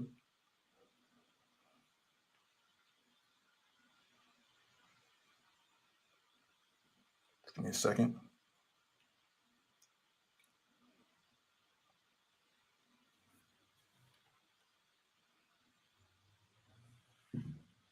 If anybody wants to read it for themselves, but we were the first ones to actually create the policies and put them in place so that people could actually benefit from all of this. So we drop this in the chat.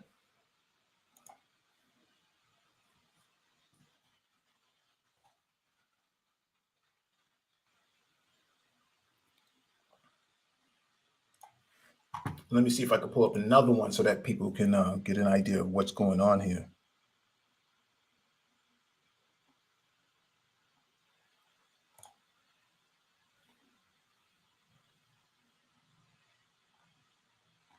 Actually, I won't pull up that one. But the point of the matter here is this. Where do you fit in the supply chain? You have several components here. You have greenhouses. You have water collection systems. You have what do you call it? Wheelbarrows, rakes and things like that. The small portions of the supply chain need to be looked at and examined for who's gonna benefit the most out of this. Where are we lacking, and where do we need to really step it up?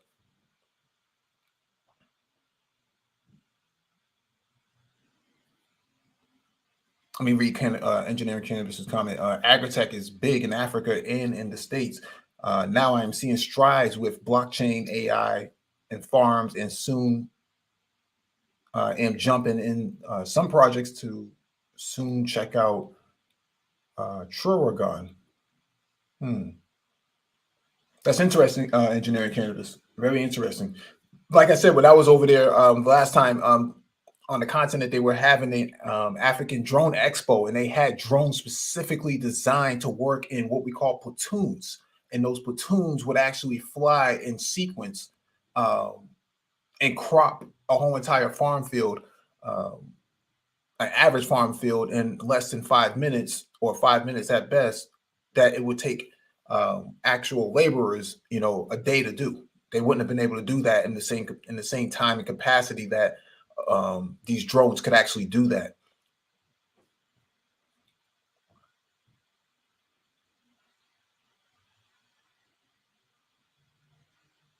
Yo, Mike, you there?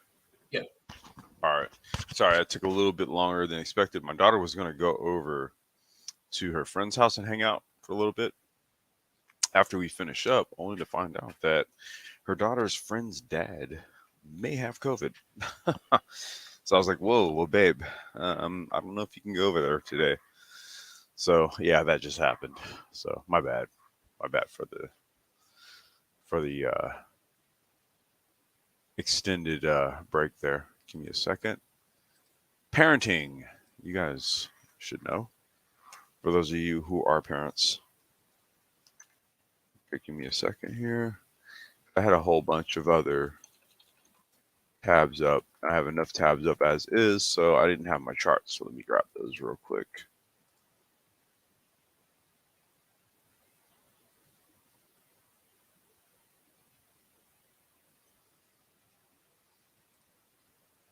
All right, we got that one.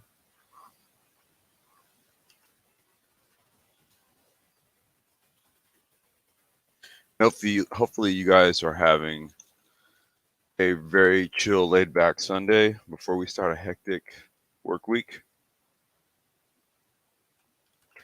And we're glad that you guys could join us for our cannabis live streams. To my knowledge, we're kind of like one of the only dudes who. Oh, there we go. That really kind of dig into the stuff in depth.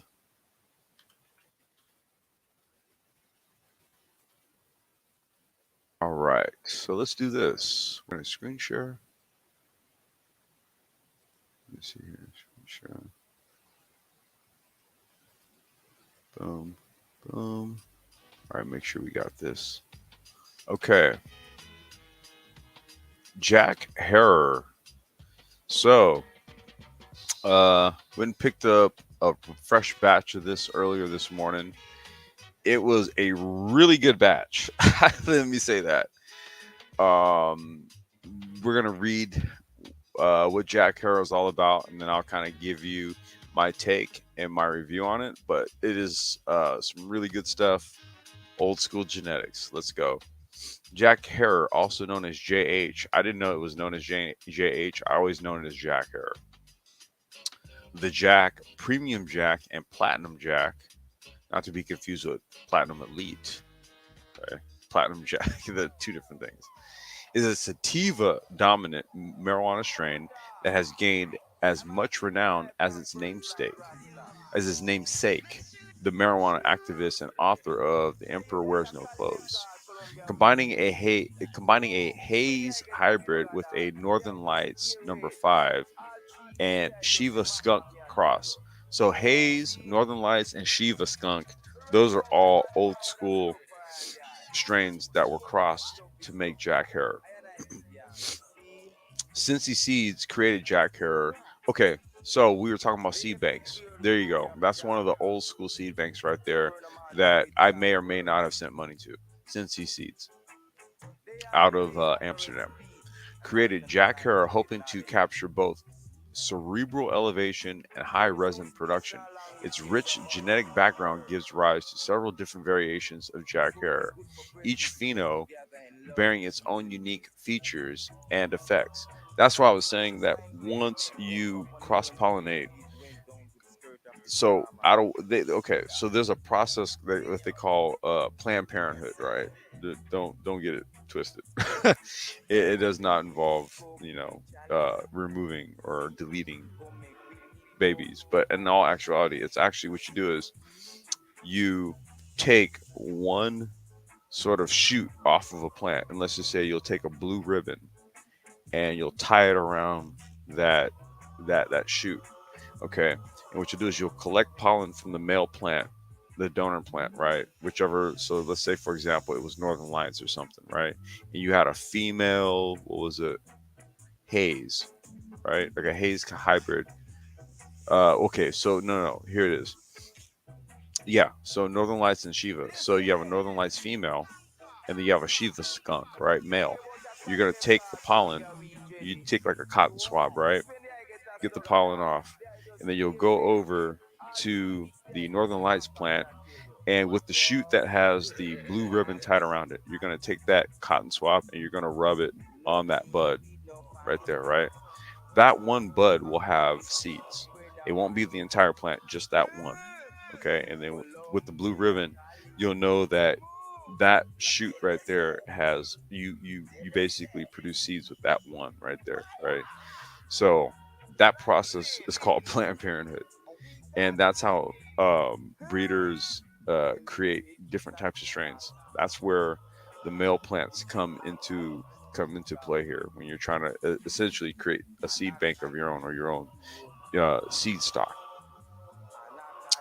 However, let's see here. However, consumers typically describe this 55% sativa hybrid as blissful, clear-headed, and creative.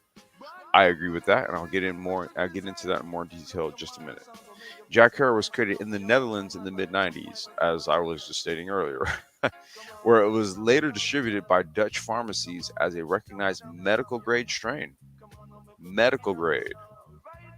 Since then, this spicy pine scented strain has taken home numerous awards for its quality and potency. Many breeders have attempted to cultivate this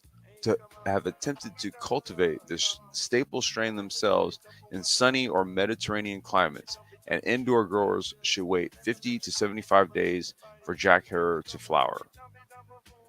All right, so let's take a quick look. That's the plant itself. That's the bud. That's the cured, dried bud, and that's it right there. And that looks very much like the stash that I have. Now, here's what we will also do. In terms of the terpene, so um this is like a terpene chart right here, right? And so basically it's the initial types of scents that you get when you smell it. So when you sniff. So here's what I do. What I'll do is if I go to a dispensary and then I'll look at all the different types, and how I'll know what to get is by the smell. So the first thing they'll do is they'll open up the jar and they'll say, "Hey, here, smell it." You'll smell it, and then what you want to do is you want to see what kind of notes you get. Do you get sweet? Do you get sour? Do you get bitter? Do you get spicy? So, for example, if you get sweet, you're gonna get maybe strawberry. You're gonna get Skittles. You'll get sweet. Anything that you can sort of identify as a sweet taste via your scent. So, for example, if you remember, like maybe as a kid or or even growing up, when say like your mom or your grandmother or something was making like a cake or a pie, right? You go into the kitchen, get hit with the scent, and then the scent is going to trigger a taste. Okay, so the scent is going to give us what the terpene compound is. So, for example, with Jack Herer, you're going to get more of a maybe bitter sour. Like when I smelled this batch, I got like I got more of a maybe nutty and more of a sour, right? So you get more of a cream and kind of like a honey. It has a very real earthy, woody scent to it. So the terpene profile is going to be more in this realm here, right? So that's kind of what is comprised of Jack Herer. It has more of a sour, bitter, maybe even spicy too. Kind of like a little bit of some chili. Like I said, it has a real dark smell. It doesn't have like a light, fruity, sort of flowery smell to it. It has a very more sort of darker, bitter, sour, spicy type. There's not much sweet in it. So it's more in the realm of these terpenes here. Okay. And how it hits the body. Oh, wait a minute. There we go. And so how it hits the body, largely it's in the head. Okay. So it's going to hit you up here, like in your third eye chakra, your crown chakra, and even in the throat, right? It's literally up here. It's all up here. It's heavy sativa. Okay. So, and with regards to this particular batch that I copped here today for this review, man, this was a good batch. I'm gonna give this one like an 8.5 out of 10. This is a real good sativa coming through, and for guys like me who are more like in their head all the damn time, I don't like the burn herb that has me feeling sleepy and lethargic and tired. So I typically tend to opt for a 50-50 indica sativa hybrid or sativa dominant. And with regards to a sativa dominant strain, Jack Herer is one that is a good strain to go to. It's work weed. Blow a blunt of this shit and get to work, and the next thing you know, you're on your lunch break. That type of weed. Other strains that I would suggest that are in the similar venue, Durban Poison, which is literally like one of my all-time faves. Durban Poison, Blue Dream. Blue Dream is another one. So Blue Dream, Durban Poison, Jack Her. These are all good work weed. This is like for the functional smoker. Okay. Um, so in terms of the review of Jack Her, yeah, solid 8.5. Like I said, man, this is some stuff. You blow some of this, man, and you just get to work. I love this. I love sativa heavy strains or sativa like sativa dominant or full sativa strains.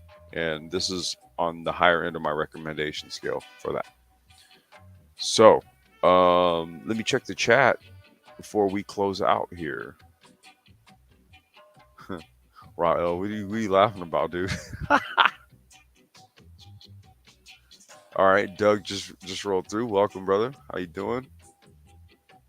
Engineering Cannabis. He said agritech is big in Africa and in the States now. I'm seeing strides with blockchain AI and farms, and uh, ju- soon I'm jumping into projects. Check out True True Organ. True Organ. True Organ. Okay. Check out True Organ. All right, I'll check them out. I get plugged into a lot of these companies through Instagram.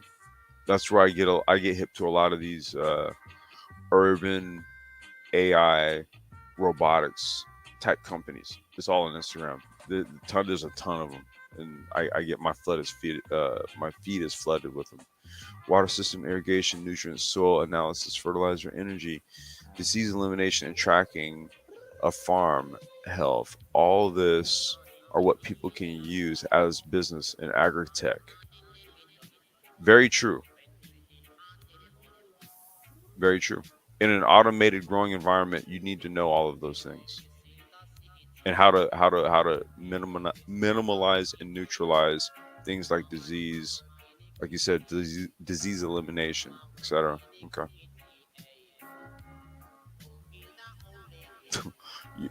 Yeah, I didn't know you had different strains that allow you to. Bro, I know the go-to strains, bro.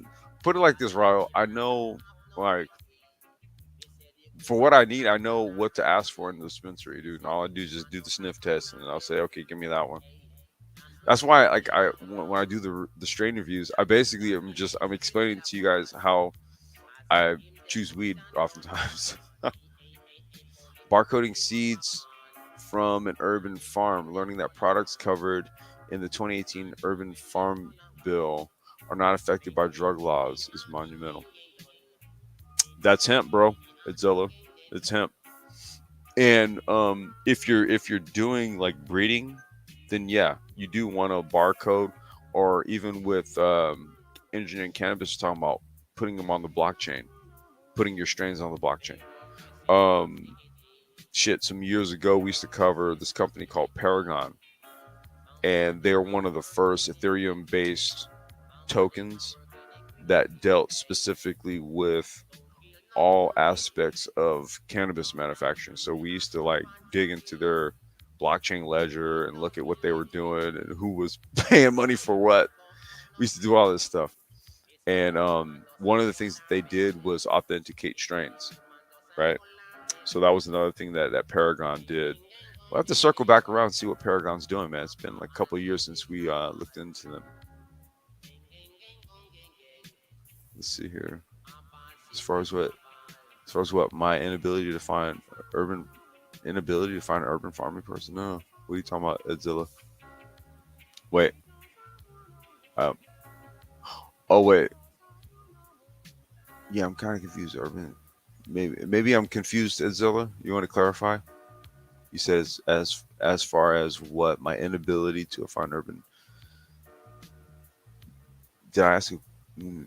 Maybe I asked a question. I don't remember what question I asked you. Or you're referring to Rael? Not sure. Okay. I'm just trying to go through all the comments here before we close out. I'll make sure I got them all.